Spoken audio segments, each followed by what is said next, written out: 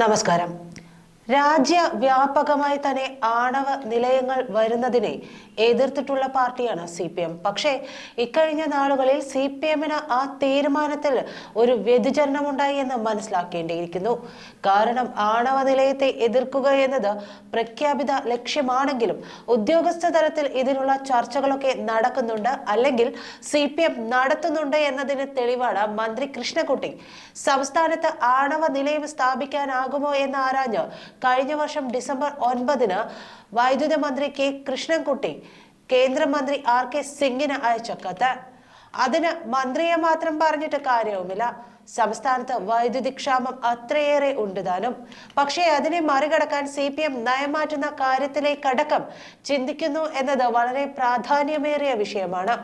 ഉദ്യോഗസ്ഥ തലത്തിൽ പിന്നാമ്പുറത്തുകൂടി nuclear power കോർപ്പറേഷനുമായി ആണവ നിലയം സ്ഥാപിക്കുന്നതിന്റെ സാധ്യതകളും നൂലാമാലകളും സംബന്ധിച്ച് ചർച്ച നടക്കുകയാണ്.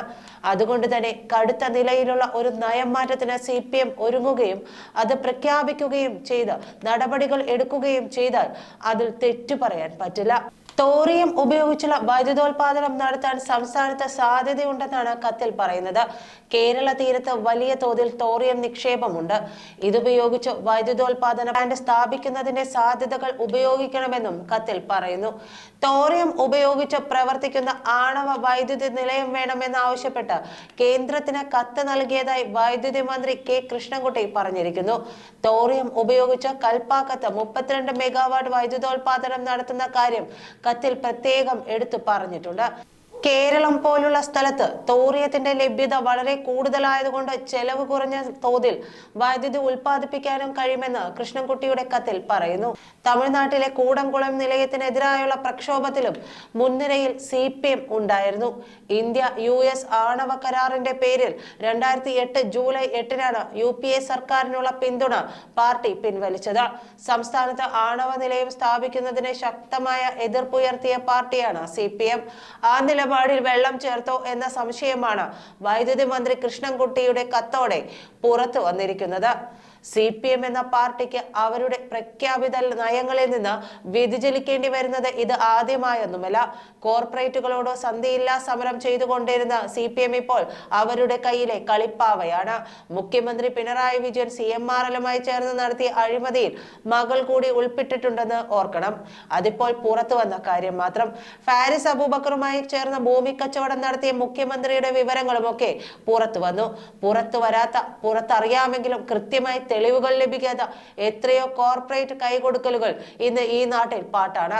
പക്ഷെ അതൊക്കെ ക്യാപ്സ്യൂളുകൾ ഇറക്കി തടയിടാൻ നോക്കുകയാണ് CPM. പറഞ്ഞു വന്നത് ആണവ നിലയത്തിന്റെ കാര്യമാണ്. പുതിയ പ്ലാന്റ് സ്ഥാപിക്കാൻ കായംകുളം NTPC ആണ് സർക്കാർ ലക്ഷ്യമിടുന്നത്. ആണവ റിയാക്ടറുകൾ വികസിപ്പിക്കുന്നതിന് nuclear power corporation of India ലിമിറ്റഡുമായി നാഷണൽ തെർമൽ പവർ കോർപ്പറേഷനുമായും ഈയിടെ കരാർ ഒപ്പുവെച്ചിരുന്നു. കായംകുളത്ത് 1150 ഏക്കറോളം ഭൂമി NTPCയുടെ കൈവശമുണ്ട്. ഇത്തരമൊരു പ്ലാന്റ് സ്ഥാപിക്കുന്നതിന് സർക്കാർ പ്രധാനമായും പരിഗണിക്കുന്ന പ്രധാന പ്രദേശം ഇത് തന്നെയാണ്. 2008-ൽ ഒന്നാം UPA സർക്കാരിനുള്ള പിന്തുണ പിൻവലിക്കാൻ പാർട്ടി ജനറൽ സെക്രട്ടറി പ്രകാശ് കാരാട്ടും CPM-ഉം കാരണമായി ഉയർത്തിക്കാട്ടിയത് ഇന്തോ അമേരിക്കൻ ആണവ കരാറിലെ വ്യവസ്ഥകളായിരുന്നു. CPM-ന്റെ നിലപാട് പക്ഷേ ജനം ഉൾക്കൊണ്ടില്ലെന്ന് 2009-ലെ UPA-യുടെ മിന്നും ജയം തെളിയിക്കുകയും ചെയ്തു. പോളിറ്റ് ബ്യൂറോ അംഗമായ VS അച്യുതാനന്ദൻ കൂടംകുളം ആണവ നിലയത്തിനെതിരെ സമരം നടത്തുന്നവർക്ക് പിന്തുണയുമായി തമിഴ്നാട് അതിർത്തി വരെ പോയതും വാർത്തയിൽ ഇടം പിടിച്ചതാണ്. 2006-ൽ VS അച്യുതാനന്ദൻ അധികാരത്തിൽ വന്നപ്പോൾ കാസർഗോഡ് ജില്ലയിലെ ചീമേനിയിൽ കൽക്കരി ഉപയോഗിച്ച് താപനിലയം സ്ഥാപിക്കുന്നതിനെ കുറിച്ച് ചർച്ച വന്നിരുന്നു. പാർട്ടി പക്ഷേ ആ നീക്കത്തോട് യോജിച്ചില്ല. 1991-94-ൽ കെ കരുണാകരൻ മുഖ്യമന്ത്രിയായിരിക്കെ കേന്ദ്രത്തിൽ PV നരസിംഹറാവു സർക്കാർ നടപ്പിലാക്കിയ ഉദാരവൽക്കരണ നയങ്ങളുടെ ചുവട് പിടിച്ച് കണ്ണൂരിൽ പൊതു സ്വകാര്യ സംയുക്ത മേഖലയിൽ താപവൈദ്യുത നിലയം സ്ഥാപിക്കാൻ പ്രശസ്ത ടെക്നോക്രാറ്റ് KPP നമ്പ്യാരുടെ നേതൃത്വത്തിൽ നീക്കങ്ങൾ തുടങ്ങി. അതിന്റെ ഭാഗമായി കണ്ണൂർ പവർ പ്രോജക്ട് ലിമിറ്റഡ് എന്ന കമ്പനി സ്ഥാപിക്കുകയും ചെയ്തു. കേന്ദ്ര വൈദ്യുതി അതോറിറ്റിയുടെ പ്രാഥമിക അനുമതി വരെ നേടിയ ആ സംരംഭത്തെ തകർത്തത് CPM-ഉം പ്രത്യേകിച്ച് VS അച്യുതാനന്ദനുമായിരുന്നെന്ന് KPP നമ്പ്യാർ സഫലം കലാപഭരിതമെന്ന ആത്മകഥയിൽ വിശദമായി തന്നെ വിവരിക്കുകയും ചെയ്തു. ഈ പദ്ധതിയുമായി ബന്ധപ്പെട്ട് VS-ന്റെ മകൻ അരുൺകുമാർ ഇടനിലക്കാരൻ വഴി പണം ആവശ്യപ്പെട്ടെന്നും മറ്റും ആത്മകഥയിൽ എഴുതിയത് വൻ വിവാദമായി. നമ്പ്യാരുടെ വെളിപ്പെടുത്തലിനെതിരെ VS നേരിട്ട് രംഗത്ത് വരികയും മാനനഷ്ട കേസ് കൊടുക്കുകയും ചെയ്തിരുന്നു. 1999 അധികാരത്തിലുണ്ടായിരുന്ന EK നായനാർ മന്ത്രിസഭയിലെ വൈദ്യുതി മന്ത്രി S ശർമ്മ സംസ്ഥാന സർക്കാരിന് കണ്ണൂർ പവർ പ്രോജക്ട് പദ്ധതിയിൽ താൽപര്യമില്ലെന്ന് കേന്ദ്ര സർക്കാരിനെ രേഖാമൂലം അറിയിച്ചു. അതോടെയായിരുന്നു എൻട്രോൺ എന്ന അമേരിക്കൻ കമ്പനിയുമായി ചേർന്ന് കണ്ണൂരിൽ ആരംഭിക്കാനിരുന്ന താപ വൈദ്യുത നിലയത്തിന്റെ കഥ കഴിഞ്ഞത്. നമ്പ്യാരും VS തമ്മിൽ ഈ പ്രശ്നത്തിന്റെ പേരിൽ പലവട്ടം ഏറ്റുമുട്ടലുകൾ ഉണ്ടായി. ഇടനിലക്കാരനെന്ന് ആത്മകഥയിൽ വിശേഷിപ്പിക്കപ്പെട്ട ശൈലേശ്വരനും നമ്പ്യാർക്കെതിരെ മാനനഷ്ട കേസ് ഫയൽ ചെയ്തിരുന്നു. കേസിലും വഴക്കിലും പെട്ട നമ്പ്യാർ പിന്നീടുണ്ടായ 2006 പുറത്തിറക്കിയ ആത്മകഥയുടെ 2ാം പതിപ്പിൽ നിന്ന് VSന്റെ മകനെതിരെ ഉയർത്തിയ ആരോപണങ്ങൾ പൂർണ്ണമായി ഒഴിവാക്കി.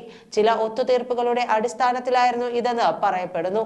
അന്യായ വിലയ്ക്കാണ് കേരളം ഇപ്പോൾ മറ്റു സംസ്ഥാനങ്ങളിൽ നിന്ന് വൈദ്യുതി വാങ്ങിക്കൊണ്ടിരിക്കുന്നത്.